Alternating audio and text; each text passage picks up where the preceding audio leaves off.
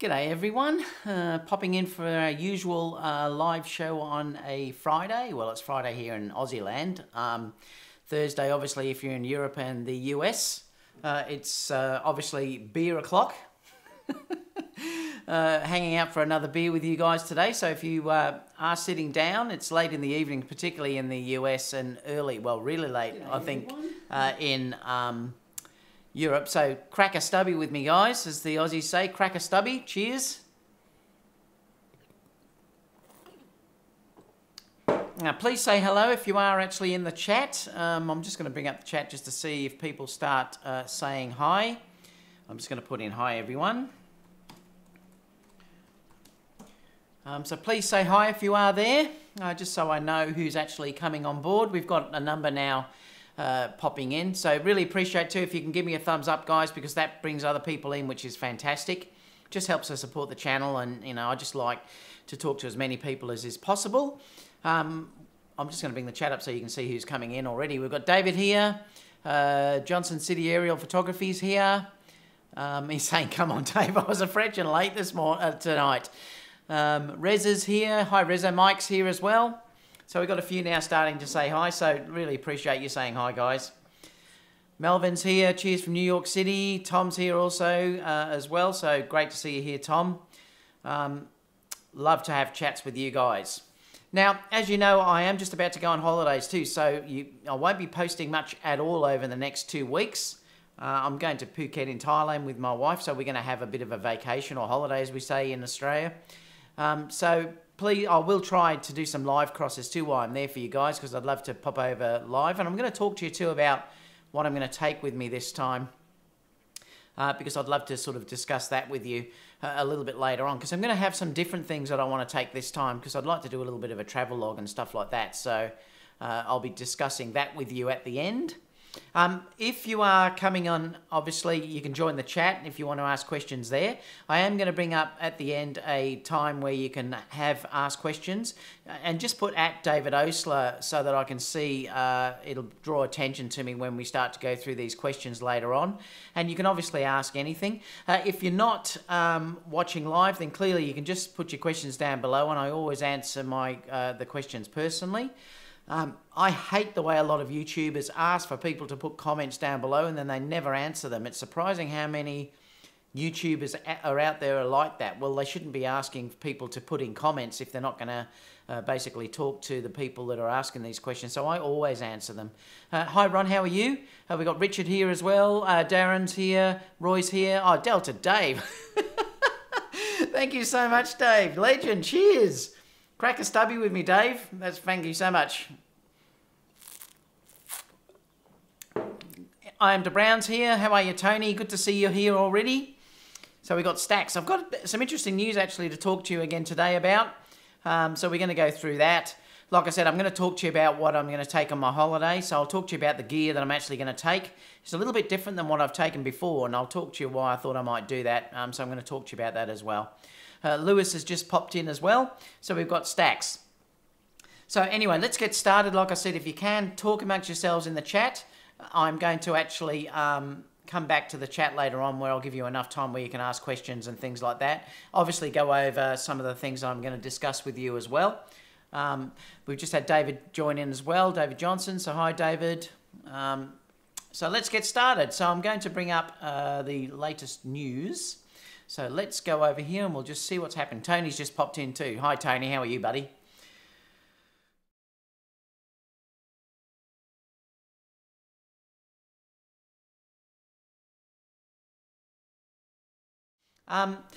So the first thing I want to talk to you about is there was a new firmware issued over the last couple of days, which is, and the interesting thing is it's for the A6500 and also the A7RIII.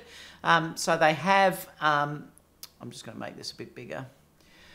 They have added the support for the 18-135 lens support, and I think that's really all that I've seen that's different. And also, they always say improves overall stability of the camera. What that means, no one knows. I mean, usually when I download it, and I can never sort of tell the difference. I haven't updated yet, so I must do that actually, because I've got both of those cameras, so I will update it. Just let you know if I've seen anything different. If anyone in the chat has updated already and have seen any difference, please let me know, because we can discuss that when I come back to the questions a little bit later. So that'd be good as well. So let me know down there if you have actually seen that. Let me just bring this chat down so I can see if anyone is asking anything really special why this is going on. So that's done anyway. So it's version 1.05, and like I said, it just provides the following benefits, which was that 18 to 135 lens and overall stability of the camera. There's nothing else listed basically about what that says or what it's done, so I've got no idea. Like I said, if anyone has done it in the comments, live ones, let us know. The next story, which is quite interesting because this is quite a good story. Cheers. Sigma have actually, this guy who is Patrick Murphy, he tested, and I'll put these links down below so you can see what these links actually are, but he's tested the Sigma 500mm. Now it's the f4 version, but honestly, if you're dealing with a lens at that length, you wouldn't want to be holding a 2.8 version anyway. I mean, it'd be so ridiculously heavy. But he's tested the Sigma 500mm f4 on the Sony A9, and he said he's really impressed. The interesting thing down here was that he said, I took this lens to a football bowl game in December of 2017 and tried it with the Sigma MC11 adapter with the Sony A9. It worked really well. So well, in fact, that I think it's 90% of the experience of any FE lens. I'm really impressed. I mean, wow, that's a big statement to say that he's getting 90% of the performance of using an FE lens. So that shows really now how far these lenses now are working, the Sigma MC11 adapter with the latest cameras. And I'm sure this probably would work just as well with the A7RIII as well.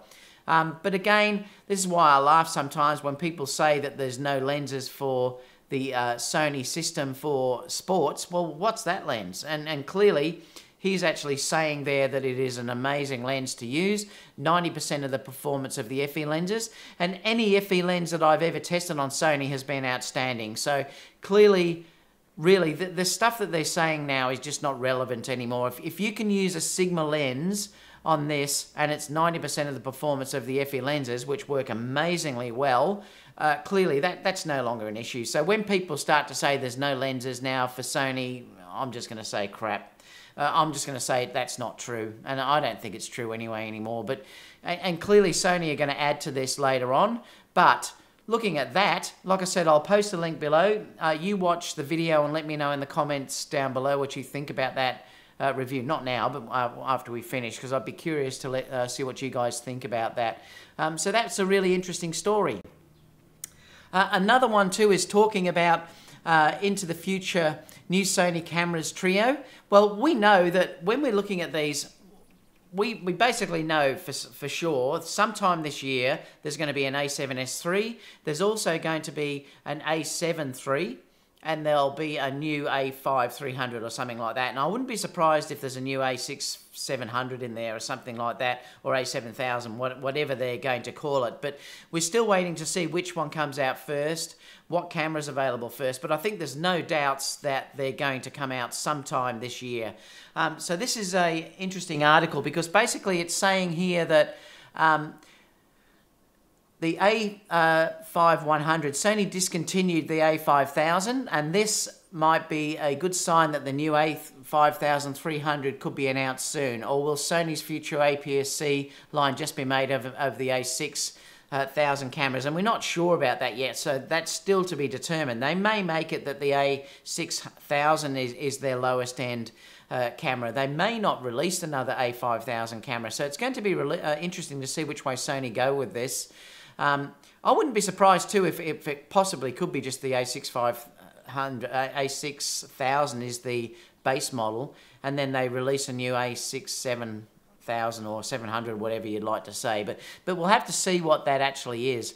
They're also saying that the A7 III is definitely coming in 2018, and all the rumours I've seen so far is saying this as well. It says, but we can't be sure yet when it's coming, if it's coming at CP+. That's March the 1st, that's on. Already, it says it will have a 24 megapixel sensor, nearly the same A9 autofocus. It can't be the same as the A9, surely, because why would you buy an A9? So it'll be similar to the A9 and use the new Sony battery. So I'm personally quite interested in that camera because, as you know, I think the A9 is the perfect wedding camera, and I really do believe it's the perfect wedding camera, but I can't justify having two of them for weddings. So I potentially could see me getting an A7 III and having that as a backup to my A9 to shoot weddings, because for weddings and events, that's the perfect file size, I believe. Some others may disagree and say the A7R III is, but I think the A7R III file size is too large. So for me personally, that 24 megapixel is the perfect size. So if you're giving me a mini A9 for around about $2,000 or something like that, that's a very tempting camera to buy as a backup to my A9 for weddings and events. Like dancing shows and things like that I do, dance recitals and things like that. That could be a perfect combination. So that may be something that I'm really interested in sometime over the next year, basically, depending on when that's actually released. And they're also saying that the Sony A7S II is going to come out. Now, they're saying here that the Sony A7S III, the Sony A7S III, but they're saying it will not be announced at CP+. They expect it to see it coming at NAB. Now, that makes sense to me because you would think that if Sony are going to release a video-centric camera, they're going to release it at NAB. I mean, you wouldn't really release an A7S III at CP+, and I think that would be a pretty silly move, because then what are they going to announce at NAB?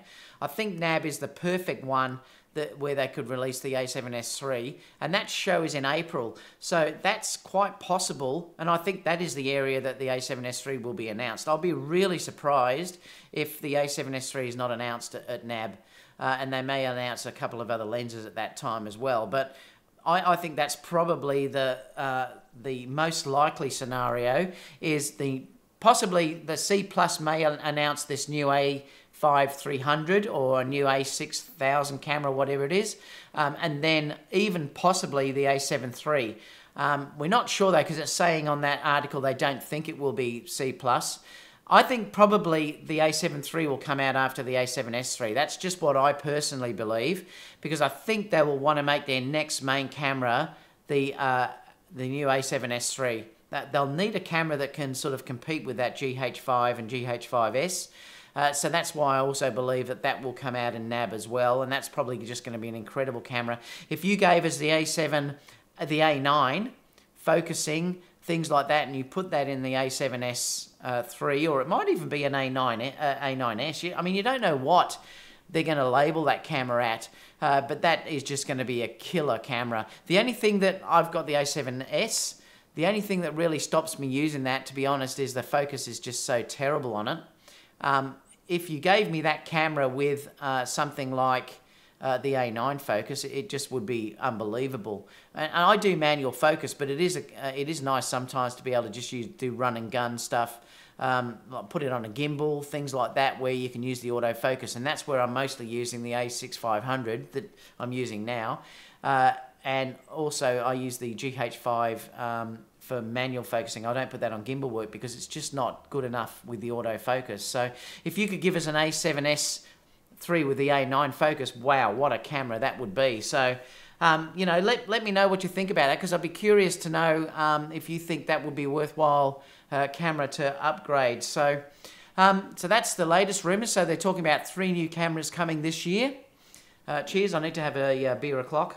I'm on holidays now, guys, so it starts now. I might even have a couple of these.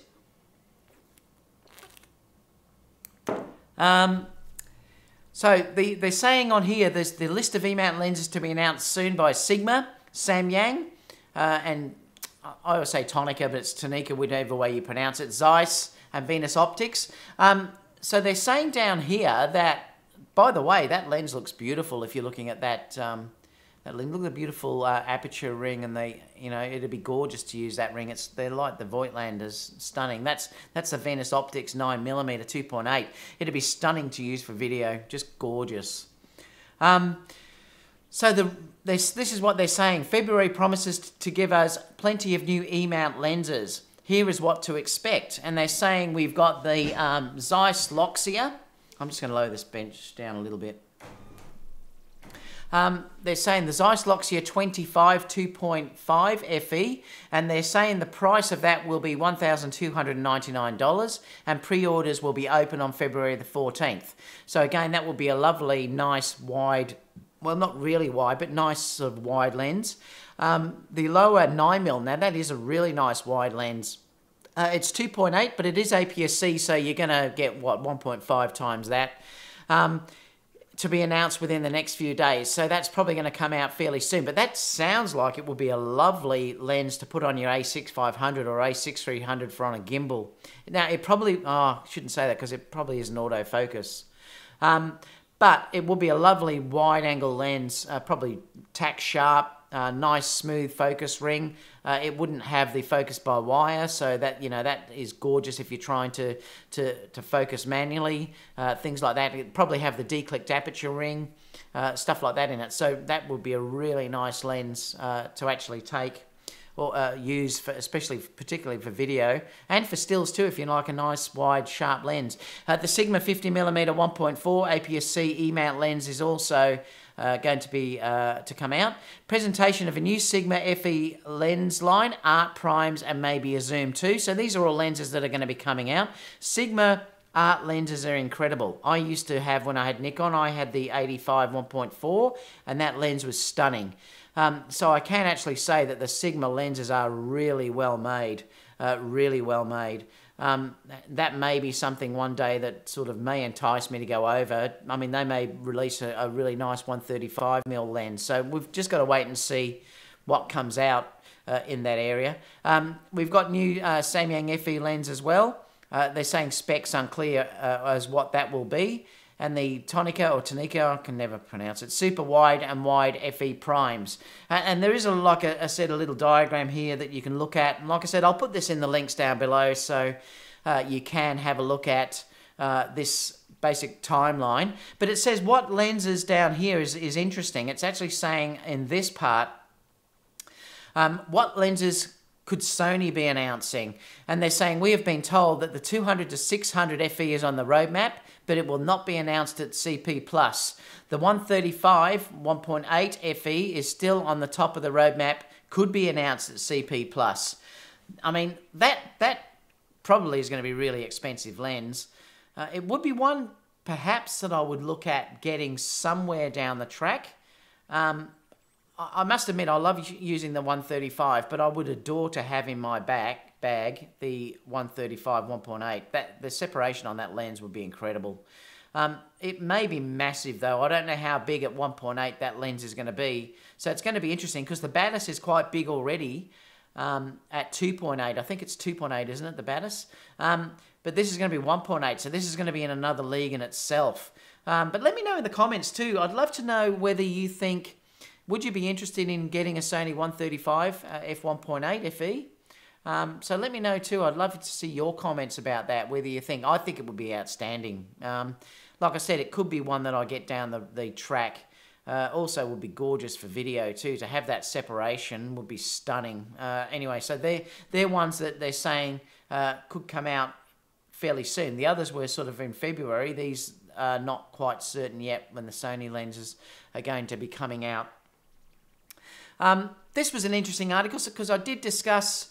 Oh, I better come back because I wasn't actually showing that, was I? Let me just go back here. I was going to show that roadmap there. This is the roadmap that I was talking about a second ago. It's the 16mm there at 1.8. Anyway, like I said, I'll put this down below so you can read this rather than go over the whole thing again that I just did with you.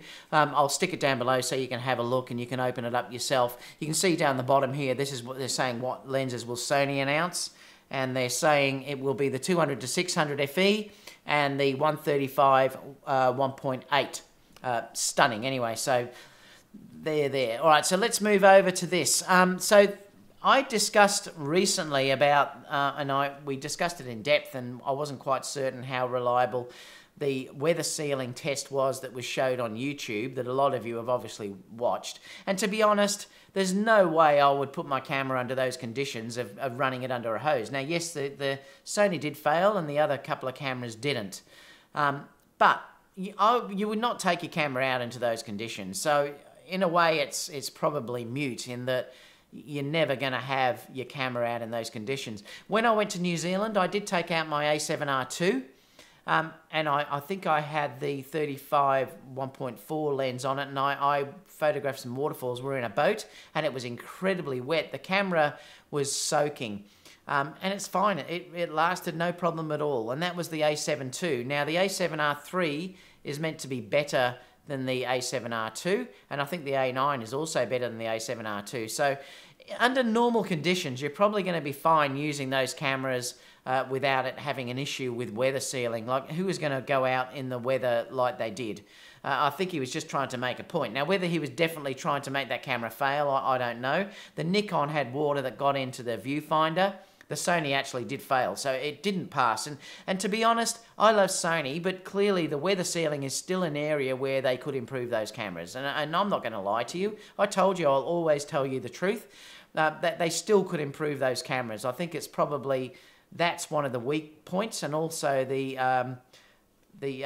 flash hot shoe adapter at the top is also a weak point that they definitely could improve, and I'm going to talk a little bit about that shortly. But anyway, if you look at this guy, so it says Andrea Pisani, I think, photographer, he said he tested it in minus 10 degrees Celsius in the snow on the Dolomites. So it is the A7R3. And he's got a stack of photos here that he's posted, and they're lovely photos, actually, that he's produced. So you can see here that he's done a stack of them, and they're really quite lovely. But the whole thing is that what he was saying was that it was stellar. He said in here that the A7R3 did a perfect job on my trip to the Dolomites. No crash, no battery problems, no issues with the cold and wet snow. Because they do say they'll only work within a certain temperature range. Well, clearly this camera has performed in those conditions, and they're really hard conditions. Now it's saying under bad things, let's read this because I didn't read this part, I'll go through it with you. It's saying, geez, I must have another drink. It's saying that the bad things, in the cold with thin gloves, changing lenses was a pain. When the 12 to 24 FE lens was attached and you want to take it off, it was quite a hassle. I wish the lens release button would be easier to reach and push. It is quite fiddly sometimes to get the lenses off. Sometimes the electronic contacts on the mount didn't work well. This means the lens had trouble to expose and focus. Had to clean the contacts on the mount. So obviously once he cleaned it, it was okay. Not an easy task to do in the dark while your butt is freezing. And then it says good things. Where are we? It says good things. The Sony A7R3 had no issues at all. So, I mean, fantastic. And you're dealing with really cold conditions. Minus 10 is freezing. Well, it's below freezing. Had no issues at all. No lag. No problems at startup. No problem when it got wet with the snow. On the contrary, my iPhone had massive issues. It crashed multiple times, even in my pocket nearly all the time. Now I'm burping because I've had that beer. Most impressive thing, battery did not drain faster. Now that is a really cool thing because normally, and I've shot a lot in the snow, I do a snow shoot each year with a group of models, and that's with the A7R2 though. I haven't done it with the A9 yet, but I've used the A7R2 and I went through batteries like crazy. They were terrible. I probably got half the time on the battery that I would normally get under warm conditions. Even doing things like putting the batteries in my pockets and things like that, it really does affect the battery with the older Sony cameras. So if you're using the A7R2, the A7 IIs, the A6500 and stuff, in the freezing cold, they're terrible. They're really bad with the battery performance. I just took lots of batteries, so it wasn't an issue. But he's saying that the new battery wasn't affected at all. So if that's correct, and I can't see why he'd lie. There'd be no reason to. That's amazing that has not had any effect at all with the cold temperatures in battery performance. Sensor stabilization saved some of my night shots. Very useful. This shot was taken at without a tripod in 0.8 seconds. There you go. I mean, the stabilization now in these new modern cameras is incredible. So that's a really interesting article. So have a read of that. Watch, go through all the images and let me know what you think about that one too. Now I wanted to talk to you about this because There has been, I think it's been an updated list of these Sony A9 hot shoe issues that are coming out. Now, I have to say, and this is where and this is why I laugh when people say the Sony Pro support is no good, and I just laugh at this because, well, it is here in Australia is incredible, and I would think it would be the same in the US and Europe now because it basically is everywhere. Just let me open up my mail because I did get a mail from them. Let me see if I can find it for you.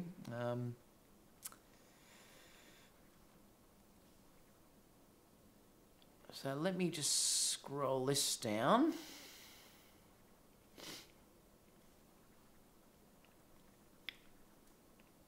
So I got this sent to me the other day. Now, before I show that, actually, I'll just tell you something. I got a personal phone call last week. I think it was on Tuesday, actually. Sony actually rang me to say, this was Sony Pro support, rang me to say, did I have any issues with my camera? They were curious to know whether I had any of these issues with the Sony hot shoe on my A9, with it sort of rattling and stuff like that. And I spoke for them for quite a while on the phone. Mine, to be honest, it seems to be perfect. There's nothing going wrong with it at all. So I was really happy with its performance. And I said, look, no, at this stage, I'm really not fussed. It's working really well. I don't need to send it back in to be fixed. But talk about support. I mean, they just rang me out of the blue and said this was going to happen. I've never had that happen to me ever with other things.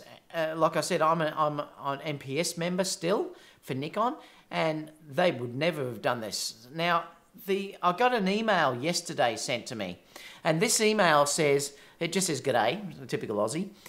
We are sending you this message to let you know that our engineers would like to offer you and all ALCE9 camera users for an assessment to our workshop. In other words, your camera needs to be sent back. They're saying, as your serial number is listed in the ones of the affected units, and we need to conduct a preventative maintenance check to rectify the multi-interface shoe, as it could happen at any time without warning. So in other words, this can happen at any time without a warning. So I haven't got a problem now, but it may happen in the future. Now, I'm going to take my camera away with me for the next 2 weeks, so I don't want to send it in. So what I'm going to do, I just message them back to say, I'm going to be on holidays.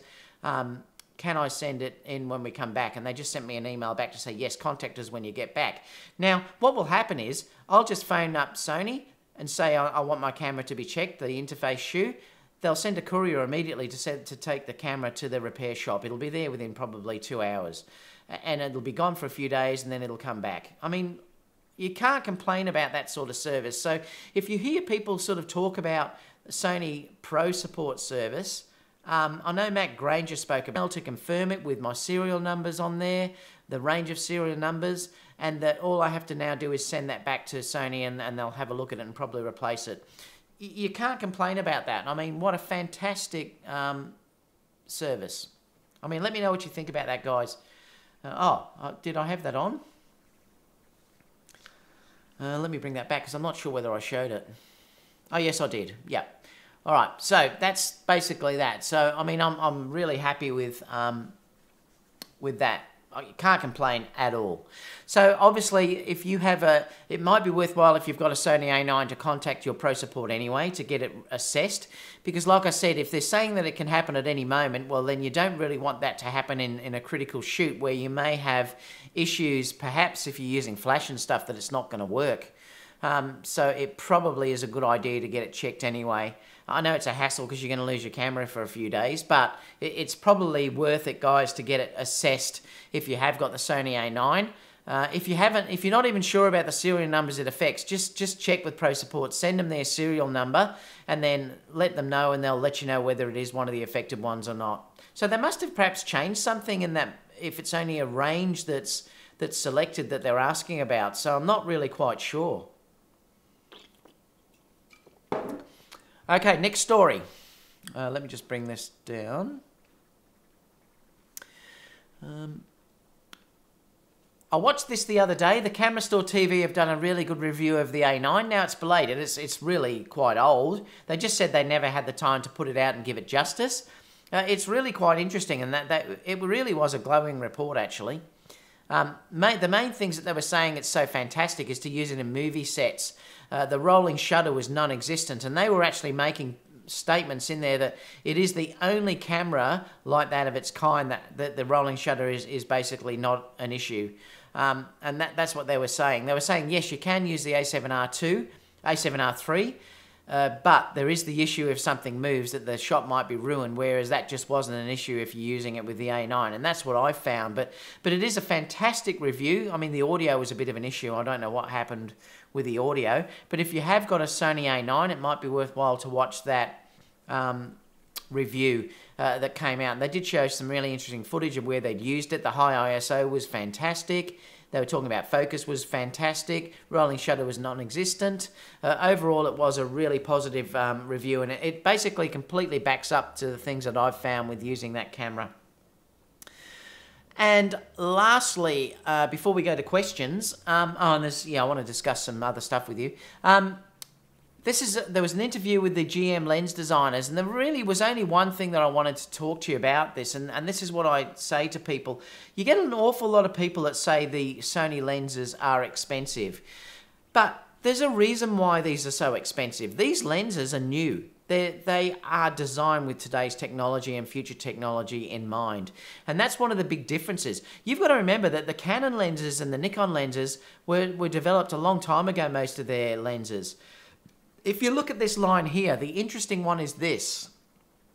They're saying the most important factor was to realize high resolution and at the same time high quality bokeh. The conventional standard lenses have a resolving power of 30 lines a millimeter, while GM lenses can do 50 lines a millimeter.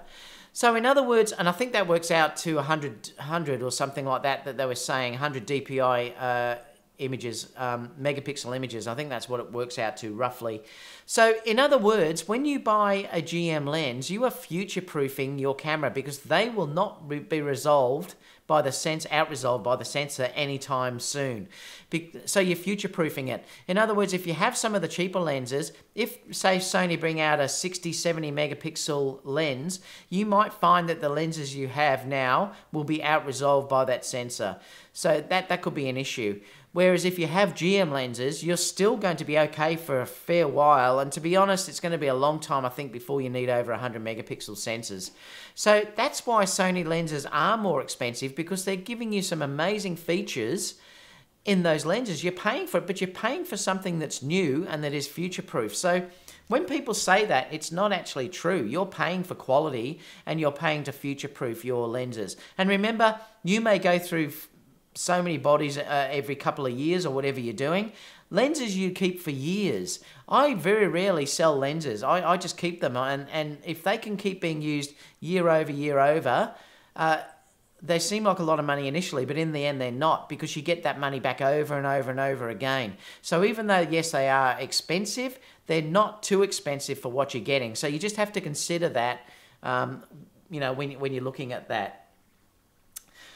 Now, let's go over to questions. So I'll show you this before I go, because I wanted to show you how that gimbal is set up. And now it's got the GH5 on it, but I wanted to show you it's set up working.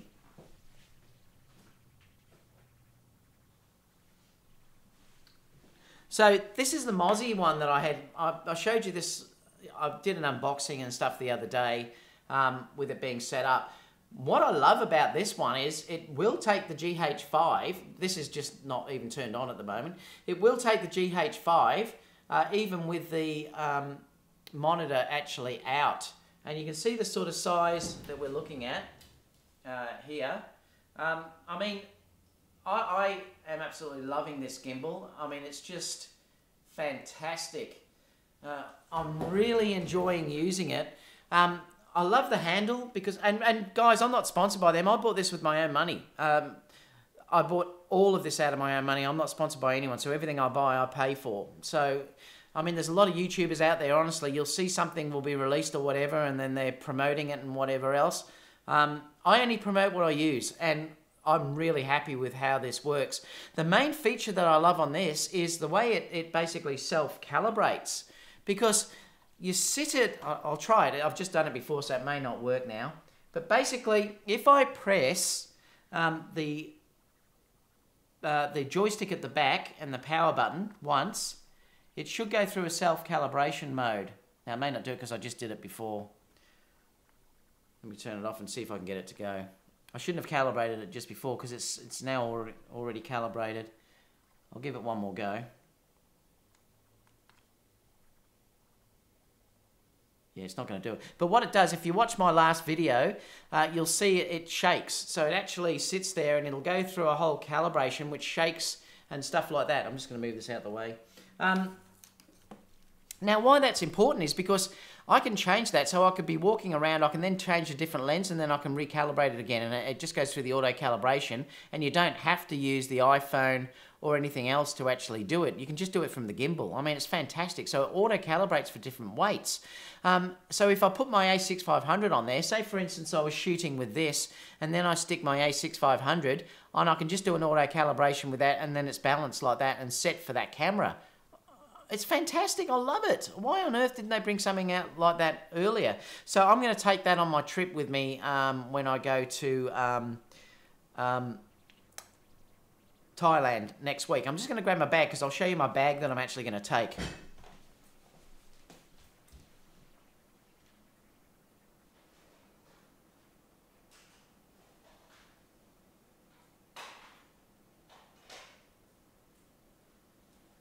Now it's still being set up, so I won't show you everything, but this is the one that I'm actually going to take. It's why I like it because it has it's all yellow inside, so I love the fact that it's yellow because that's what the best thing about this is you can find your stuff in it. All bags should be yellow inside at least, or some bright colour that you can actually look at. So this is the Bumblebee. It's by Carter, but they've been taken over, so I don't know who the new supplier is. Someone in the live chat may be able to tell me, but it's a little Carter bag. But I just love it. You know, there's little pockets up the top that you can use. It's a backpack, obviously. And it's not big at all, so I'm going to take this with me. And there's also a little area at the front inside. Oh yeah, there's little pockets on the side that you can look at through here. There's a pocket on the other side there where you can put water bottles and stuff like that. But the main thing I like about it is this little area inside here, which is yellow. I bought this about 3 years ago, so I've had it a long time. I don't use them much, but I do use it when I go on travel. But the things that I'm going to take this time, and this is why I wanted to talk to you about it, I am going to take, I usually take my A6500 and the 18-105 lens, but I'm going to vary it this time. I'm going to try something a bit different. So I'm going to take my Sony A9 this time. I'm going to take one camera. So I'm going to take my Sony A9, and all I'm going to take is the Batis 85 and the 35 1.4. I tell a lie. I'm also going to take this, and I'll show you. I'm also going to take this, which is the Sony 2.8. Let me just bring that down. Will it focus? Yeah.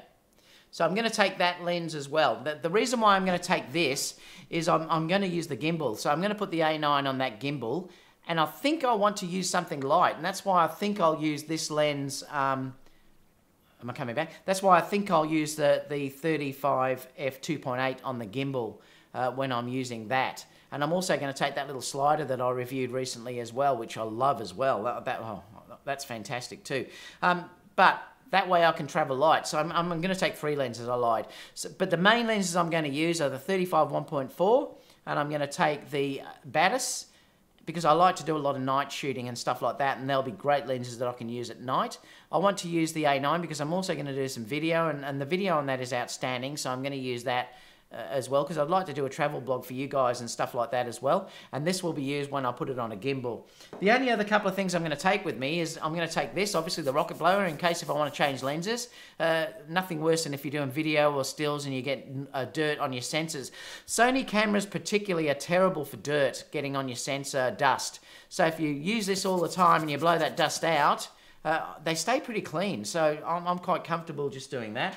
I'm just going to take the little microphone here, the Rode one. The good part about this is you can plug this straight into the camera. and you don't need power. Because again, I don't want to be running anything where I can run out of power and batteries and stuff like that. So I'll be taking this in there, and the only other probably thing I'll take is I might take the color checker passport. I do love using this for white balance and stuff like that. So, and because I'm shooting at night time in Phuket, it's going to have weird colors going on all over the place and things like that. So I'm going to use this to get a white balance. And basically that's probably nearly all I'm going to take. So I'm going to try something a bit different this time than I normally go with, which was very light with the A6500 or the A6300. But again, being mirrorless, that is still a really light pack. It's nowhere near what I would have been carrying if I was taking my Nikon cameras. So having the A9, the Batis, and the 35 1.4 and that little 2.8 really doesn't weigh much at all. It weighs almost nothing. I'll probably just take 2 batteries because the batteries last so long that I probably will just take 2 batteries. But stay tuned for that because I'll do some reviews and stuff when I'm over there. So let's go to questions because I'd love to see what you guys have to say. So fire away with questions, guys, if you have anything. Thank you so much, Dave, for the donation. I really appreciate that. Most people were just saying hi. And if you do want me to notice your question, guys, just say @David. Just have @David Osler, just like you see here. It just brings it to my attention, that's all. So everyone's saying hi from around the world. What else? So most people are just talking in here.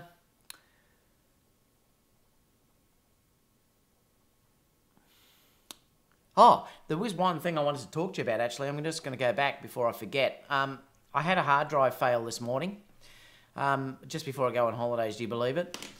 So it's this drive, which is a Seagate Barracuda. It's a 3 terabyte drive. Now, I'm running a Pegasus or a Promise RAID, which is 4 of these drives in it, which is, they're 3 gigabytes each, so it gives you 12 gigabytes. I was running this in RAID 0, which means if one drive fails, the whole lot fails. Now, that can be a real issue if you've only got one of them. So, for God's sake, if you are running this sort of a drive, which is a RAID drive, and you're running in RAID 0, just make sure you do have a backup running to other drives all the time. Because if something happens like what's happened here, I've lost everything off that drive, which is 12 gigabytes of data, basically.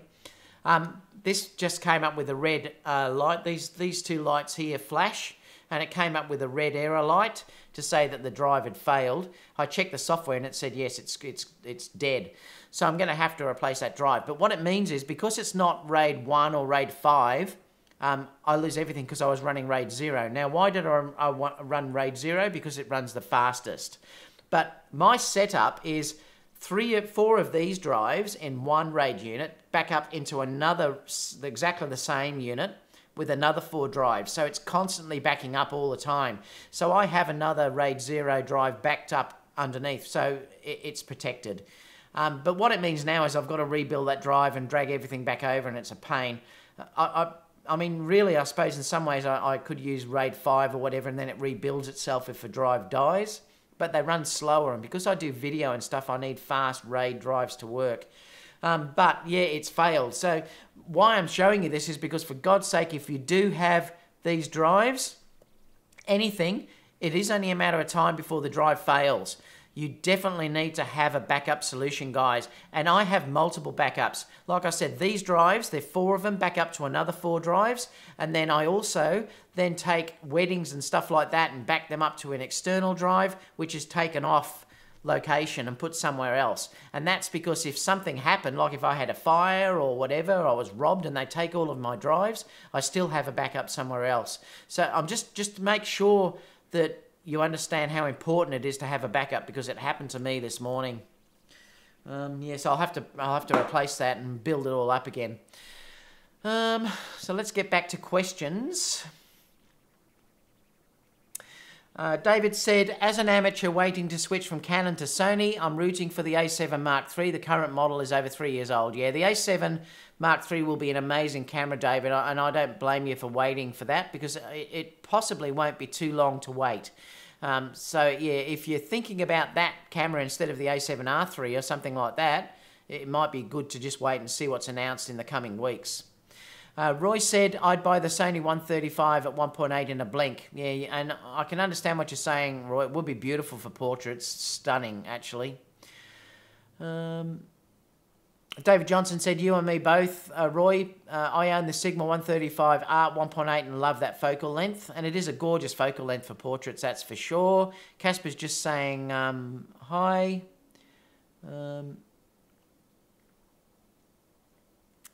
David said, the experience Matt Granger had wasn't with Sony Pro support, it wasn't available. And that's right, that's exactly right, David. When Matt Granger bagged Sony in Australia, it was because they had no Pro support, and that now is not relevant anymore. The Pro support here in Australia is incredible. MavFan said, I understand that they use slightly shorter screws to secure the hot shoe on some, and that's what caused... Oh, okay, well that's interesting, thanks for that. So they are short screws. Interesting, and that might be why they work loose apparently after some time, MavFan. Yeah, thanks for letting us know. That's interesting. MavFan said, and the new Nikon 70-200 is more expensive than the Sony G Master 70-200. And I'd be interested to know too if that has the same resolving power as what the GM lenses have. I bet you it hasn't. Casper said Prony's Pro support has #1. It is. It's fantastic. I certainly can't complain about that at all. M. Wood said, 85 Batis and 35 zoom covers 90% of my shooting needs on most days. I am fine with the Sony 85 1.8 and the Zeiss 24 1.8 also on most days. Like I said, I've said that to you before. The Sony 24 1.8 is what I'm using here. I adore that lens on my A6500. Again, it gives me the 35mm focal length. It's expensive, but it is just fantastic. I love it. I would never get rid of that lens. That probably spends 90% of the time on my camera. I just adore it. I can't say how much I love that enough. And I agree. The 85mm is stunning as well, the Batis. And to be honest, the Sony 85 is just as good. You don't need to buy the Batis if you can't afford it. Just go and get the Sony 85 1.8. It's stunning, probably half the price or 2/3 of the price. The only thing missing is the stabilization and the weather sealing. But if you don't need those, well, I think the coverage or the quality is almost identical. I wouldn't be surprised if they're almost the same lens. David Johnson said, next time run 01, that way it mirrors everything on both drives. Yeah, I should do that, David. But again, it's a bit slower, isn't it? I think if you run any of those, it runs a little bit slower. I'll have to consider it, though, when I buy another drive, because I really don't want to rebuild all this again. If you do that, if it mirrors it and a drive dies, you can replace that drive and it rebuilds it down. But let me know, David, in the comments. I'd love to know, is it much slower? Delta Dave said, angry photographer says most drive failures are just the SATA bridge and can be recovered.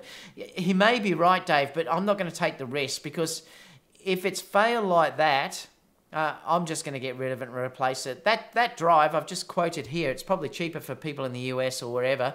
I've just quoted it here, and it's $120 to replace a 3GB drive, so I'm just going to replace it with a new one, and then I won't have to worry about it failing again. Well, it could have, obviously, but I'm going to have to think about that. But yeah, it's just a pain in the backside. Elric said, I'm trying to talk myself out of buying the 85 1.8 GM because I have the Sony 85 1.8. I wouldn't do it, honestly. Well, it depends. Look, if you really want the ultimate shaped bokeh, the round bokeh, you will see a difference with the 85 GM, but I won't be buying that lens because I don't want the weight. And to be honest, I'm happy with 1.8. It's razor sharp at 1.8. Focus is fantastic. I can tell you now that the 85 GM will not focus as fast as what your 85 1.8 does. Nowhere near as fast as what that does. So that can be an issue. But clearly, if you've got the money, it's a gorgeous lens. You have to make that decision yourself. I don't need it. I'm really happy with the 85 1.8. Like I said, if I didn't have the Batis 85 1.8, I would be buying the Sony 85 1.8 now. I only bought the Batis at the time because there was no other 85 available for Sony that was native. So when I bought that, that was it. Sony didn't have one. Whereas Sony do now have one. And being part of Pro Support, I would get now the Sony 1.8, the 85, because then if there's an issue for me, I can send it off and I know Sony Pro Support will replace it.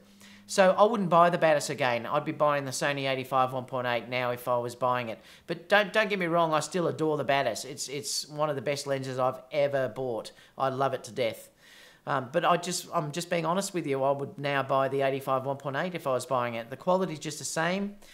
And with the stabilizations now in camera, you don't really need the stabilization anymore in the lenses like what the Batis has. It's different if you're running it on the A7RIII, which has no stabilization. Well, then yes, there's a reason to keep it. And I do sometimes use the 85 on my A7RIII. So it's great when I do that I still have stabilization because the lens has the stabilization. So that is one of the interesting things that you have to consider. But is it worth it to you to get that, or would you be happy if you're running, say, an A7RIII, A9, the new A3, the A7 IIs, all have stabilization in them, so you don't really need that stabilization anymore.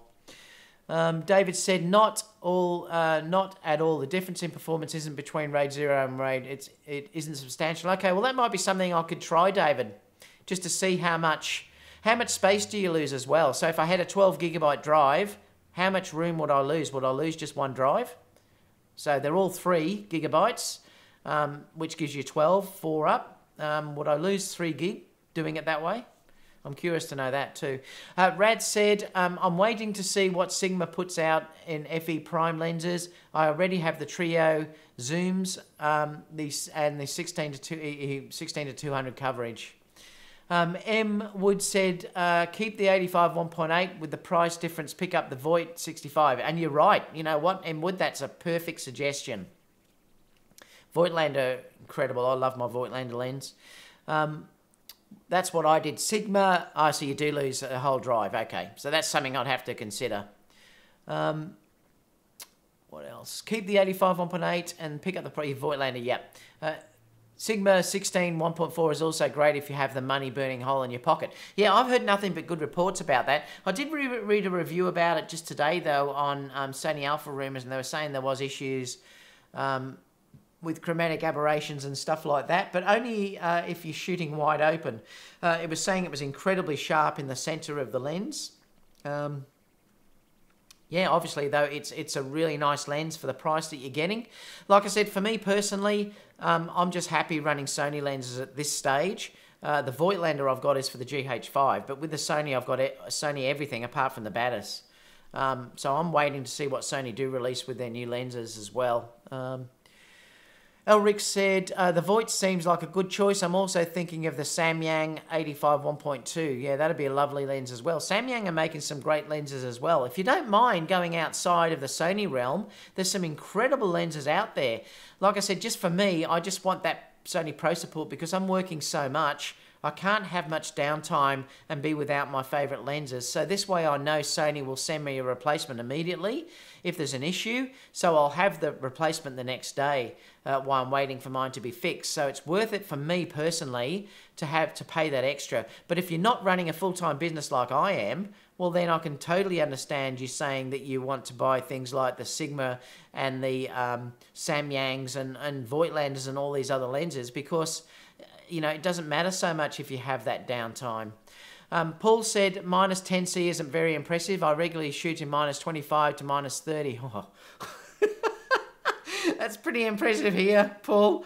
Went in Australia, our winters, I get freezing cold if I'm about minus 12. I mean, sorry, not minus 12, plus 12. We're whinging in Australia if it's that much. That's funny when you say that. Carl said, late as usual. Yeah, I'm just about finished, Carl. We're just about finished. So, guys, you can still ask some questions. Elric said, while the Sony 85 1.8 will be my main portrait lens. Okay, yeah, I can understand that. If you do have any questions, obviously, if you're coming later, guys, leave them down below. I will get to answering those. Just be wary over the next 2 weeks. It might take me longer to answer because, like I said, I'm on holidays, so I may not be checking as much. I'm not even sure what coverage I'm going to have, so I may not be able to have as much coverage while I'm away. So yeah, it'll be interesting to see. Hopefully I can post a couple of chats with you. You know, I might be able to bring up a FAQ or something while I'm over there, just to keep that presence going. So I'll try while I'm away. I'll be snapping some photos away. Don't forget to join our photography and videography Facebook group.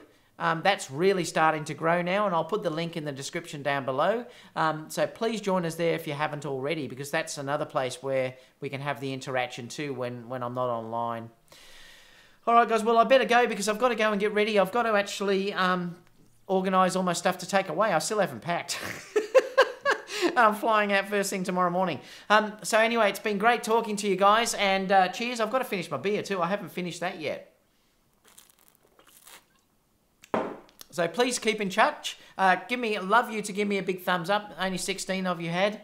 So please, if you can, give me a big thumbs up. And obviously, if you haven't subscribed, subscribe that button down below and hit the notification icon. And then, you'll know when I'm coming on live.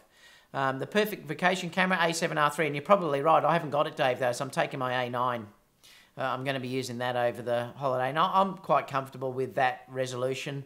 So I'm quite comfortable taking that. All right, guys, I'm heading out. Been a pleasure talking to you. If I don't see you all again, I'll see you all again for the live show in around about 3 weeks' time. But apart from that, it's been fantastic. I really appreciate you all supporting me. You don't understand how much. So thank you so much. And I'll see you all again soon for the next video. G'day, guys.